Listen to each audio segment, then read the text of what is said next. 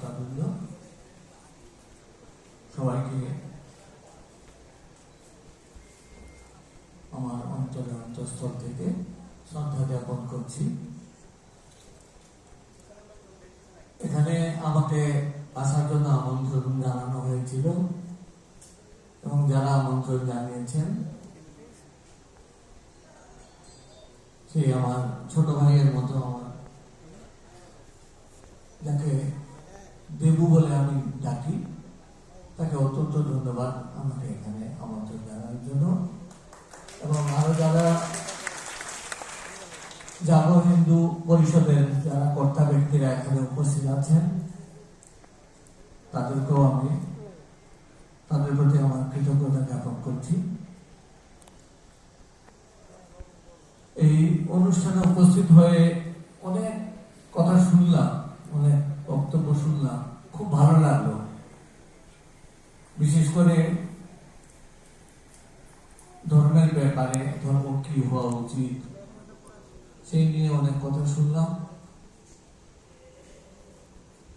এবং সেসব শুনে আমি সমৃদ্ধ হয়েছি। সবার প্রতি আমার কৃতজ্ঞতা। আসলে জাগো ব্যাপারটা একটা ব্যাপক ব্যাপার।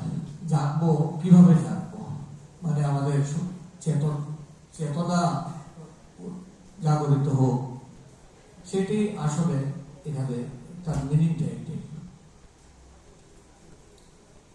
শ্রী শ্রী চণ্ডীতে একটা শ্লোক আছে, সেটা আমার এখন মনে পড়ছে, যে রাত্রবন্ধা কেচিত দিবাবন্ধা কেচিত পরে কেচিত দিবা তথা রাত্র প্রাণিনম স্থূল্য দৃশ্যতে। মানে সেটা বলা হচ্ছে যে কেউ দিনে জেগে থাকে, কেউ রাত্রে জেগে থাকে। আর কোন মানুষ, মানে যারা জ্ঞানী ব্যক্তি, তারা দিবারাত্র সমানভাবে জেগে থাকে, মানে তারা জাগরিত। এটা অন্য মিনিং আছে, তার ডিপ মিনিং আছে, আমি সেটাতে যাবো না।